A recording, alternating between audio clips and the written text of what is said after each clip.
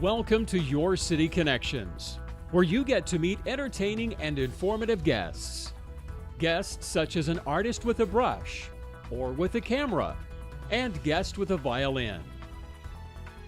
City Connections, providing insightful interviews with favorite son Lieutenant Governor Todd Lamb. To city commissioners, the mayor. Interviews with a rodeo queen, to beauty queen, and even a NBA player. Now, join Steve Keim as he discusses another engaging topic on City Connections.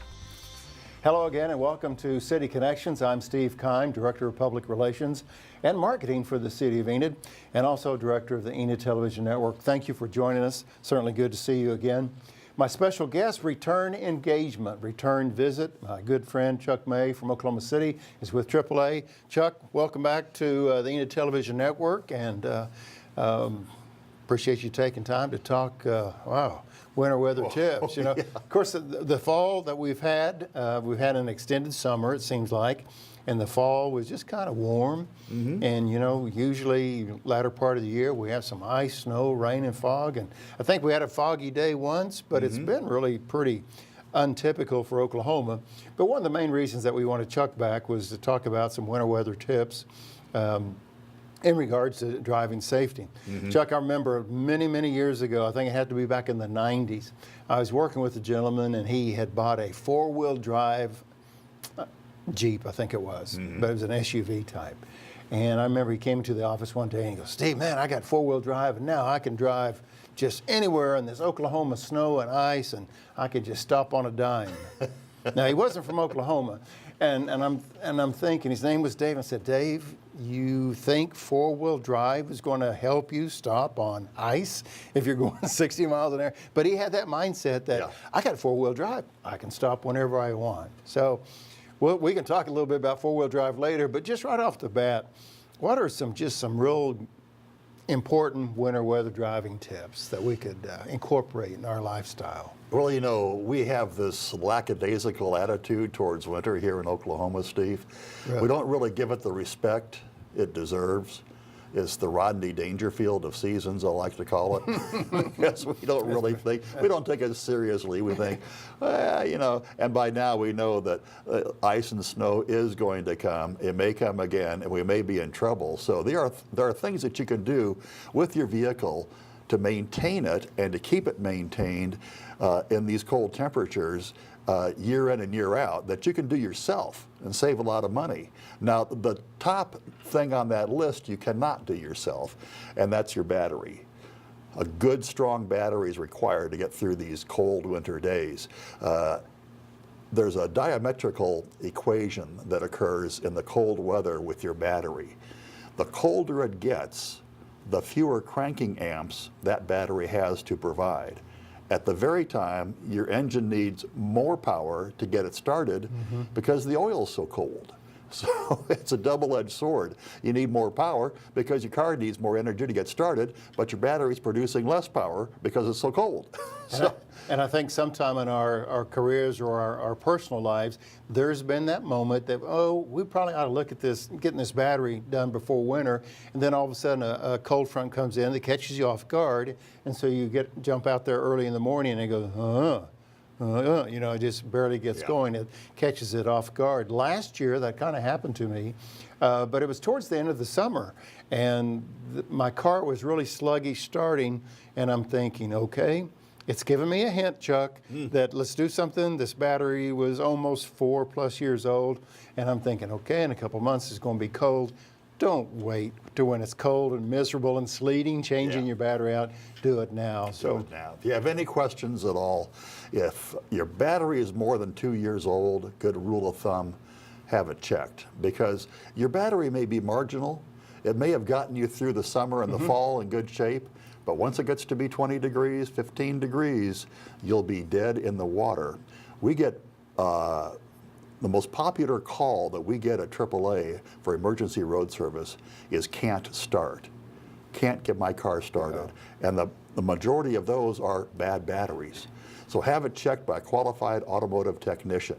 That's something you cannot do yourself. Okay. But there are 7 or 8 things under the hood of the car and around the car that you can do yourself to maintain the vehicle through the cold winter months. Under the hood, your fluids, of course. The antifreeze, what we call coolant, which is actually the same stuff, but it's antifreeze in the wintertime. And the oil, and the brake fluid, and the automatic transmission fluid, all these, and the windshield washer reservoir fluid, all these crucial fluids underneath there. So if you're driving, and typically what we get here in Oklahoma is not so much, the cold, icy snow, but it's slush that accumulates on the windshield and the spray from other vehicles. So when an 18-wheeler passes you on the interstate or wherever it may be, and you're just coated with that mist, you're in trouble if you don't have the fluid to wipe it off. Yeah, otherwise, you're solvent. just spreading. Exactly. mud. So, don't overlook that.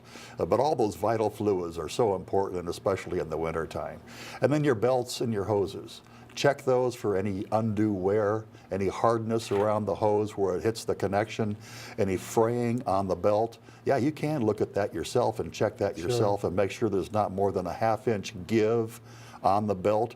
In many of the newer cars, it's just one belt, the serpentine belt, but make sure that it's no more than a ½ inch give up and down when you grab a hold of it. And then you want to take a look at the windshield wiper blades. As we're talking about, the solvent is important too, but you need the blades to be good and fresh to clear that windshield effectively. Because I think we've all had the windshield wiper that it worked real smooth or clear down below, but in the middle where you're trying to see, there's that kind of little bit of ice that just stays, and you're thinking, why doesn't the blade get that? Well, there's no blade there to get it. No blade to get it. And the cold does such a number on things made of rubber. Your belts, your hoses, your windshield wiper blades, they will become cracked and worn and brittle. And your tires, they're made out of rubber too. So now's a good time to check those tires, not only the proper inflation level, but also tread. If you don't have much tread, you'll be hydroplaning on the icy conditions. And as you say, 4-wheel drive, 2-wheel drive, no wheel drive. It all takes all those vehicles take the same distance to stop. Now 4-wheel drive is great in the mud. It's great on gravel. It's great when you're off-road, but on ice and snow, we're all on an equal footing there in terms of stoppability. So do check your tires. Adequate tread is a must, and really year-round, because we get on the wet roadways in the rainy weather, and hydroplaning is a very real and present danger. My special guest today on City Connections, Chuck May from AAA Oklahoma, and his office is in Oklahoma City, and office here in Enid as well. Yes. Correct, and you travel around different places, but our emphasis is on winter driving tips, if you will. And really, Chuck, you're summarized by saying just be a good Boy Scout, be prepared. While the weather's nice, check these things out. Don't wait till it's 22, wind chill of 5, and you're just freezing trying to, and I think we've all been caught during our lives sometimes like that. Chuck, before we went on air, I was talking a little bit about some of my so-called preparations myself. And you hear people say, well, I've got a small shovel that I keep in the back of my car. And I personally sometimes, or really majority of the time in the winter, I have a long broom, floor broom, if you will. Things like that help get ice and snow off of your windshield and your neighbor's windshield and stuff like that. Is there anything else that a person ought to, just for the winter months, should have in their car in the back? A blanket or things like that? Is that just hearsay stuff? Or Oh, no. How many of us have actually cleared off a windshield with a credit card?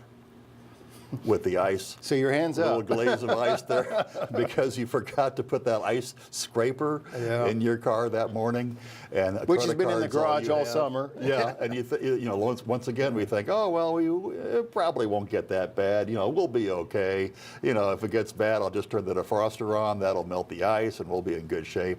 Well, sometimes that doesn't work as well as you would think.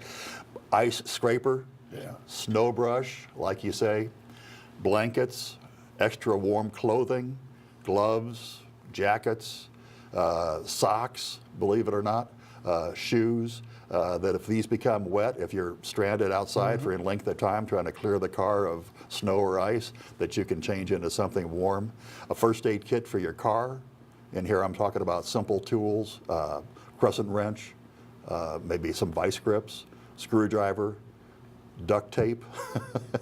I had a car, little sports car, about 8 years ago, and I was tooling down I-44, and I happened to glance at the temperature gauge, and it was on H, which is pretty that's hot. past warm. You don't want to have it on H. Yeah. And so I could start seeing some steam coming out from under the hood, and I pulled over, of course. That's a signal, that's a clue. And I opened the hood, and listen, I know next to nothing about cars. I'm not a mechanic by any stretch of the imagination. But I did notice that the hose was off the radiator. It just come loose. I had a screwdriver, and I was able to screw that clamp back on the hose and get it attached to the radiator. Certainly wasn't a permanent fix, but enough so that I could get to a place of repair. So a screwdriver, saved my neck at that point. You don't have to have the tool chest, but just some of the key key things. pieces. A little bit of duct tape to glue things back together again. First aid kit for yourself, Band-Aids, Okay. and a good working flashlight. These are all mundane items we take for granted, but when you need a flashlight, there's no substitute. And if you Or a Band-Aid. Yeah. What are you going to use instead of a Band-Aid? Just toss those in there, carry that stuff with you all the time. I wanted to talk a little bit about winter weather. We're talking about cars and the preparation and maintenance and some of the things that we can do to prepare for wintertime. And even if you do it just for the wintertime, important to do it. Take everything out in the summer, that's fine, but at least for the winter, be prepared to do that. But Chuck, I was reading a statistic the other day in regard to accidents, and somewhere around 22 to 25% of the accidents are weather related. And when you put it in perspective like that, a quarter of the accidents people have either driving too fast in snow, rain, whatever it is, or even fog, if you will. What are the recommended winter driving tips in regard to inclement weather? Well, don't be lulled into a false sense of security. Just because you think, well, I'm in a big old pickup, I can go a little faster than most other, or I'm in a little Honda Civic, and I can maneuver around and do things other vehicles can't. You got to give the weather the proper respect, and in this case, think ahead the conditions of the places you'll be driving to. If you're driving cross country, certainly ice and snow. If you're heading north, be aware of that and be prepared for that. Have your car ready, have the things with you in the car. Fog, like you say, we've had some bad fog here in Oklahoma, and that can be a debilitating situation. It's almost like really blinding rain where you can't see more than 25 feet in front of the car. That's a scary situation. Sure is. You don't know who's behind you, you don't know who's in front of you. Don't know if they've stopped. You're not even sure if you can pull over because you may not be pulling over onto the side of the road. You may be pulling over into another traffic lane. So be aware of the conditions of where you're going to be going and give those conditions the proper respect. Steve, every year in Oklahoma, we have 730 of our fellow Oklahomans that are killed in traffic crashes. Traffic crashes are still the leading cause of death for young people 25 and under. Leading cause. And we kind of assume, well, that's the price we pay for being mobile. That's just society. We kind of take it for granted. Yeah, there's a newspaper story, 2 die on Oklahoma roadways. Next day, 3 die on Oklahoma roadways. It's always a couple a day and 700 a year. So, but the tragedy is these crashes are preventable. In most cases, preventable. Doing common sense things that we all know about, we just don't exercise. And I think oftentimes when we read the article of that particular accident, they'll say that the driver wasn't wearing a seatbelt or speed was involved.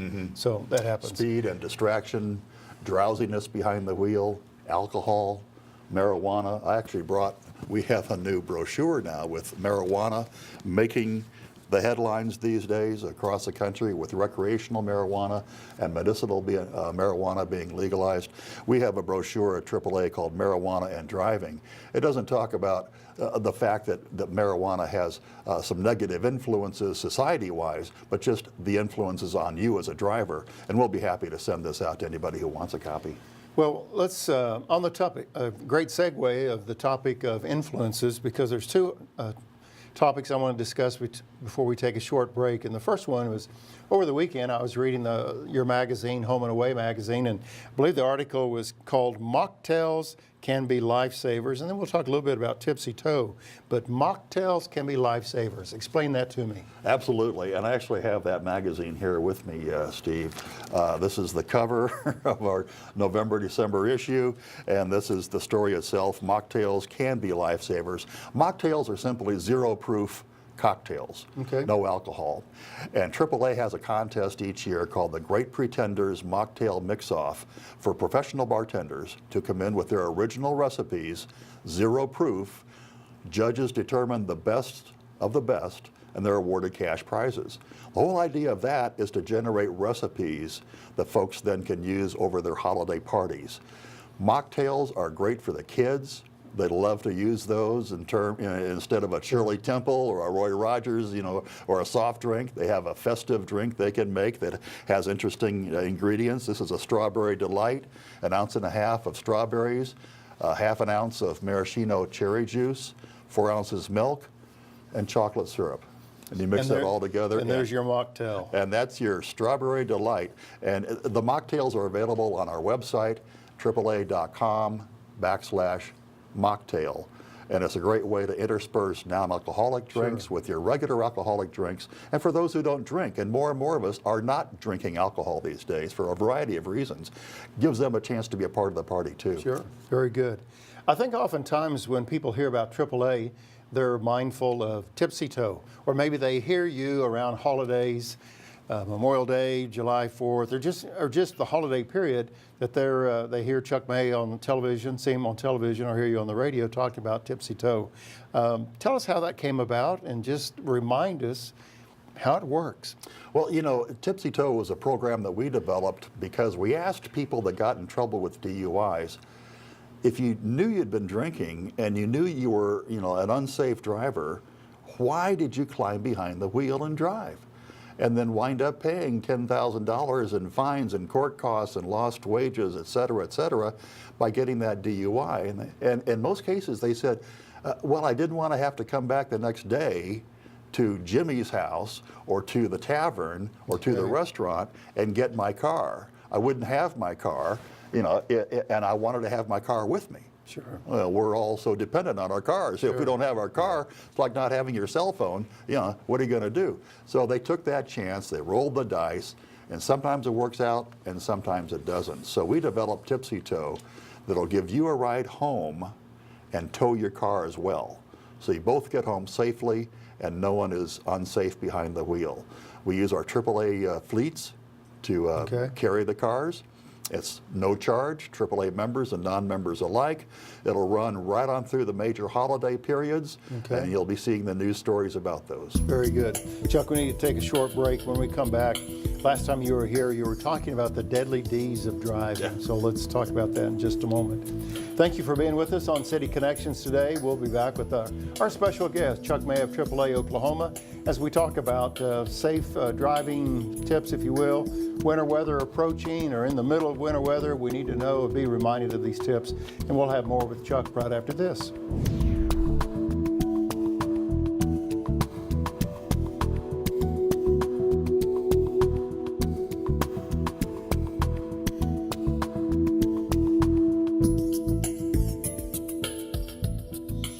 Welcome back to City Connections. Thank you for staying with us today. Hope you're enjoying our program with Chuck May of AAA Oklahoma as we discuss winter weather driving tips and other, safety items that we need to be mindful of as we're driving. Chuck, I was reading the other day that Oklahoma was the 46th state to implement or ban texting and driving. So we were 46, so pretty much all 50 states are almost there.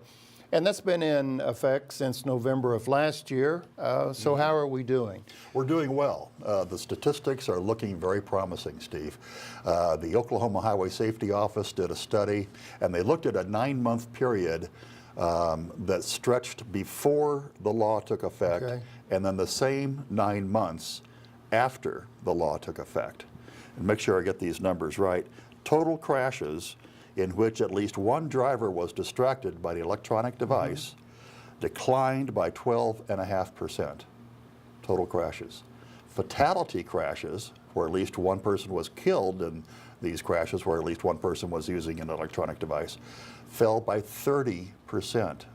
Impressive. And then injury crashes down by 21.6%. So it has made a difference. It has made a huge difference. And we hear, well, you know, the hue and cry back when we were trying to get this bill passed in the legislature was, well, how are you going to enforce it?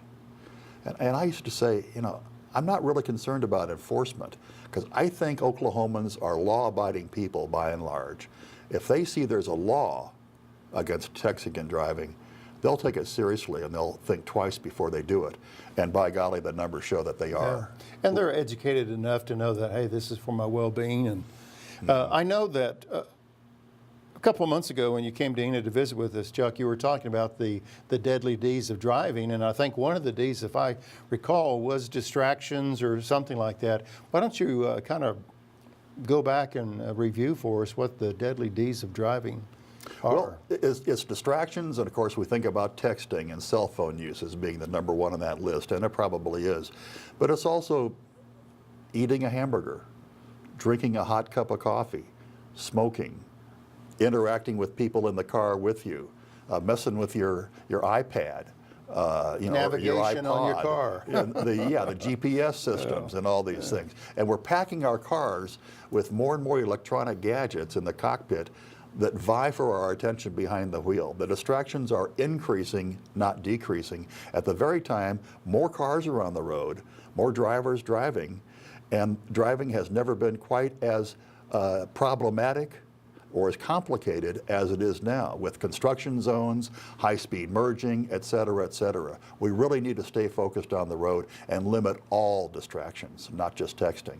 So that's probably our number one D. The second D, you can probably guess, drunk driving. Right. And that's still a huge problem in Oklahoma as it is around the country. Distracted driving gets the majority of the attention, but still alcohol over major holidays especially can account for 40% of crashes. 40% of crashes over major holidays are alcohol related in some form or fashion. Third D, drowsy driving. The AAA Foundation for Traffic Safety did a study on the New Jersey Turnpike and discovered that up to 30% of all the crashes were the result of the driver simply falling asleep at the wheel. It's something we've been kind of slow to recognize because there's no test that you can perform on that victim to see if they were asleep when the crash occurred. Right. But we're thinking more and more that anecdotally that's coming in. You know, hey, I just nodded off. So if you think you're about ready to fall asleep, you probably are, and that's the time to pull off. And even a 20-minute cat nap can do wonders to rejuvenate you. And then the third, or the fourth D, I would say, is driving detached. I had to kind of stretch for this D, but that means not wearing your seatbelt. Seatbelts do save lives, and for the small kids especially, child car seats are essential. And you continue to offer, I think at one time AAA offered the opportunity for moms and dads to bring their car seat to an office to have it checked to make sure that it's installed properly or whatever. Right. We still do that, yeah. Okay. We'll do that free of charge by appointment. The information's in our Home and Away magazine or on our website, aaa.com, and we'll do that free of charge for anybody. We only have a couple of minutes left, Chuck, and there's two topics I want to talk about.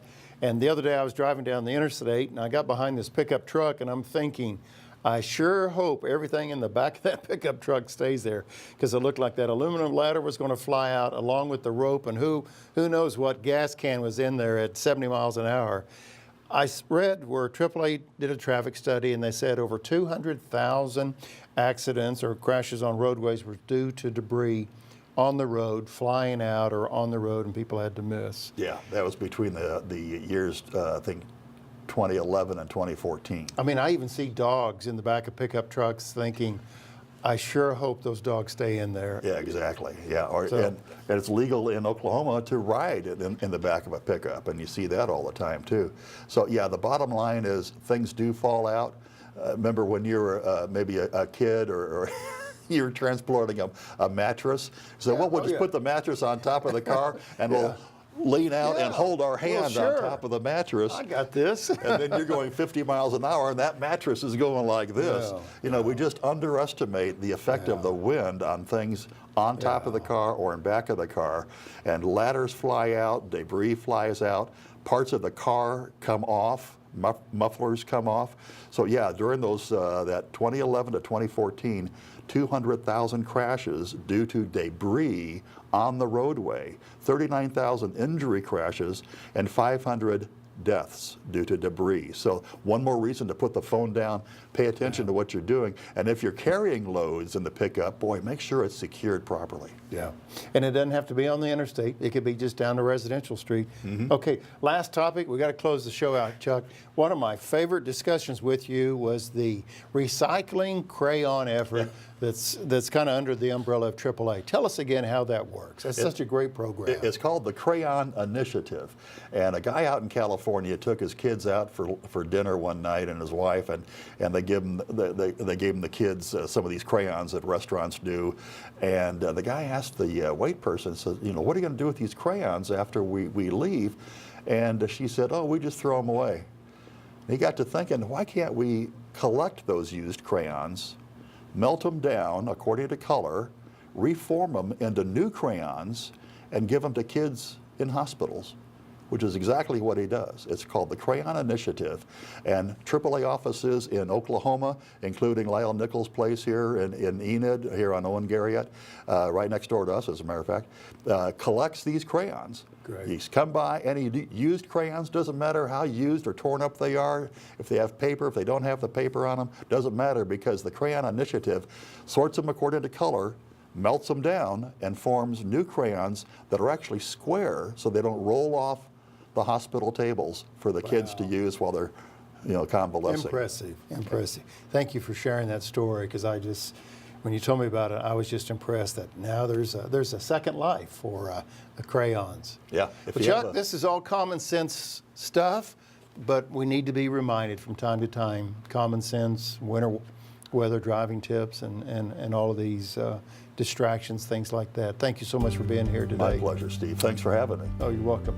And thank you for being with us on City Connections today. I truly hope you enjoyed our visit with Chuck May of AAA Oklahoma. Go to their website to learn more about winter weather driving tips, and we all want to be safe and prepared this winter. So check out your car, make sure you got that scraper and broom and everything else that you need, and have some safe winter months driving. So again, thank you for joining us on City Connections. I'm Steve Kime. Look forward to visiting with you with another special guest in the near future. Until that time, make it a great day.